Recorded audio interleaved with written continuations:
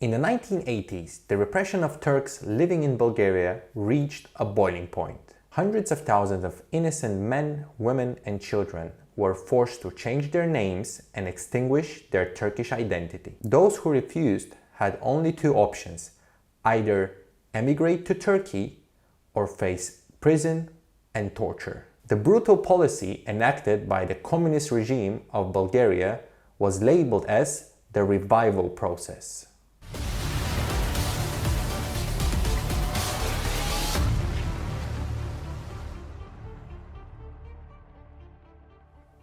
In this video, we're going to cover the events that took place in Bulgaria in the 1980s that led to the largest mass immigration in the Balkans since the end of the Balkan Wars of 1913. This particular topic is very close to home, as I myself have Turkish background and I was born in Bulgaria, so I have close relatives that witnessed, and even worse, suffered by the events that took place. But before we get started, don't forget to subscribe and click that like button for more videos. So let us first start with a little bit of context.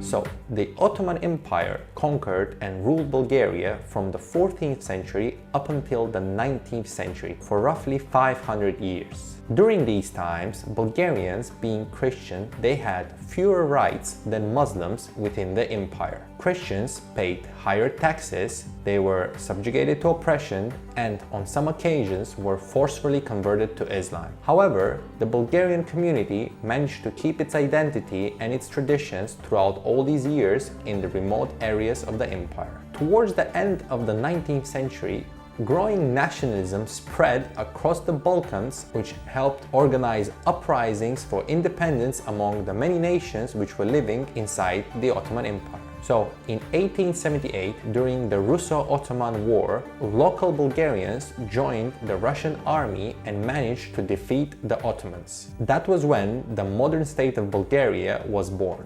When the new borders of Bulgaria were drawn, back in the 19th century, there were rough estimates that close to half of the population of Bulgaria was still Muslim. However, after the two more Balkan Wars and the First World War that followed Bulgaria's independence, the new modern borders of Bulgaria were drawn. After the wars, due to forced migration and ethnic cleansing, only about 10% of the population in Bulgaria remained Muslim and identified as Turkish.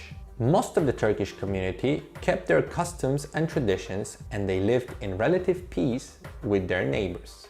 However, after the Second World War and the communist takeover of Bulgaria, gradually things changed for the worse for the Turkish community of Bulgaria. In the following years, Turkish schools were gradually closed, newspapers banned, and the Turkish language slowly suppressed. However, tensions between Turks and Bulgarians still remained low under the communist regime even throughout the 60s and the 70s, as most people chose to continue living their life peacefully despite the oppressive policies of the communist regime. The Bulgarian Communist Party adopted an ethno-nationalist approach when dealing with their minority population. Numerous attempts were made to forcibly assimilate, firstly, the Bulgarian Muslim community, also known as Pomaks, mostly successful in many of the areas, then the Muslim Roma community leading up to the late 70s, and finally, in the early 1980s,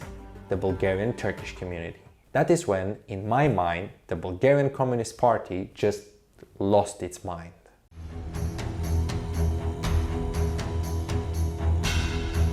The nationwide policy of forcefully changing the names of the Bulgarian Turkish community officially began in 1984.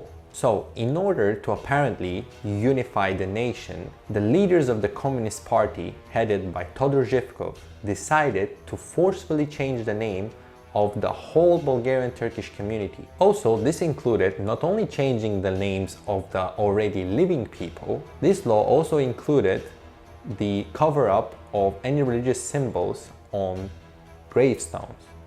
So, party officials acting under orders of local governments went to Turkish cemeteries and just painted over any religious symbols on the stones. How bad is that? In some areas, the policy was implemented by just calling up the local mayor and giving the local Turkish community 48 hours to choose from a list of pre-approved government Bulgarian names. People who refused to change their name were often threatened, beaten up, and even sent to the infamous Belene prison camp, where most people died suffering from malnutrition, torture in inhumane conditions. In some villages, local crowds gathered and refused to change their names and follow the government policy outright. On these small instances, the army was sent to crush the rebellion and on some occasions even shot at crowds which were unarmed, as illustrated here from the movie The Pocket Hercules.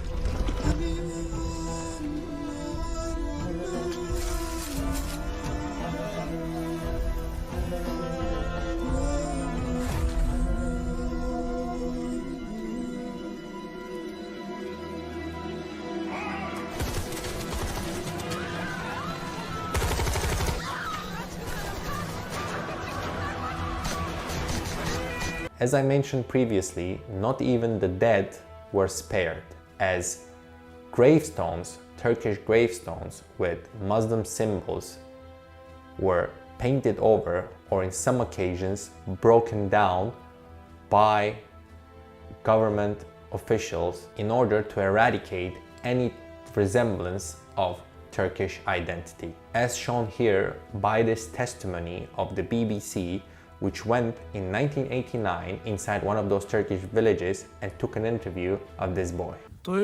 He would have preferred his Turkish name on his tombstone. But now Turkish names are forbidden. That's why we put just the dates. I've done another one like this over there. Before, we had the Turkish names, but they broke them. I believe at this point the Communist Party of Bulgaria just basically they lost their minds. Like for no reason, absolutely for no reason, because Turkish Bulgarian people are very hardworking, they generally live in peace with their neighbors. For no reason you would decide to forcefully change the names of those people, beat up and torture the ones who refuse, send people to the graveyards, paint over the gravestones of people's relatives, like absolutely show zero respect of people's cultures and religions.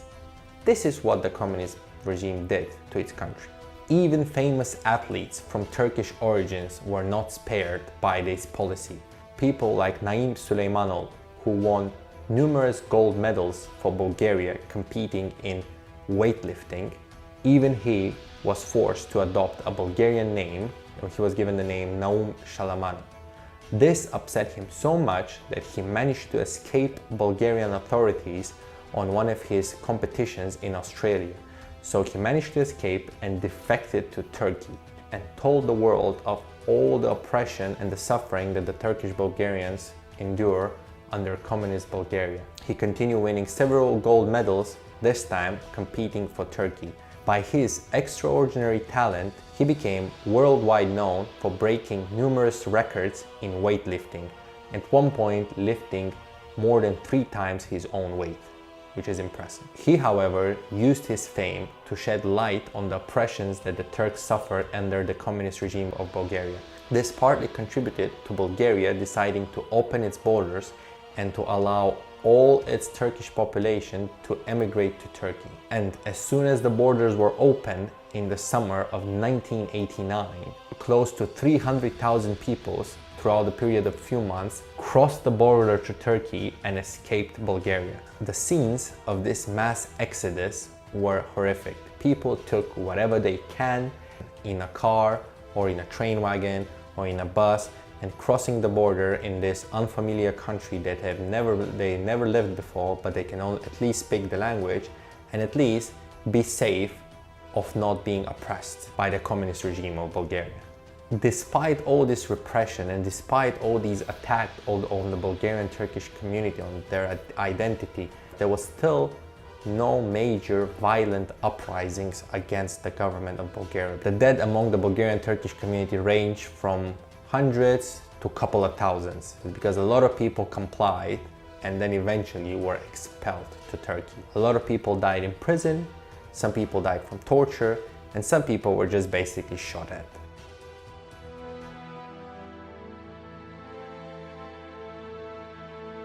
Not long after the mass migration of Turks from Bulgaria, the Bulgarian state experienced an economic turmoil. Major industries like agriculture, transportation, textile and farming in Turkish majority areas completely collapsed. This was in the summer and autumn of 1989. By November, due to the economic turmoil and democratic protests sweeping Bulgaria, in November in 1989, the communist regime collapsed. Bulgaria began transitioning to a democratic government and capitalist economy. Under pressure, the new Bulgarian government allowed the Turkish community to bring back their original names. So every single person who had their name forcefully changed by the previous communist regime was allowed to change his name back to his original birth name.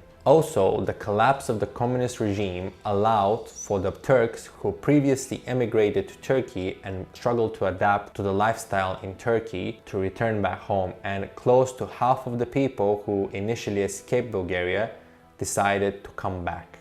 The whole campaign of changing the names of the Turkish people living in Bulgaria ended up in a total disaster for the country. It triggered an economic turmoil. It ruined the reputation of the country internationally. It forcefully expelled 10% of its working population. The communist regime collapsed in the next few months. And then the new government of Bulgaria allowed its Turkish population to bring back their original names. So the whole campaign was a total failure, no needed whatsoever, but they did it, and they ruined the lives of hundreds of people during that time. Hundreds of people were in prison, hundreds of people were forcefully expelled from their homes, and a lot of people died for the stupid decisions of few government officials.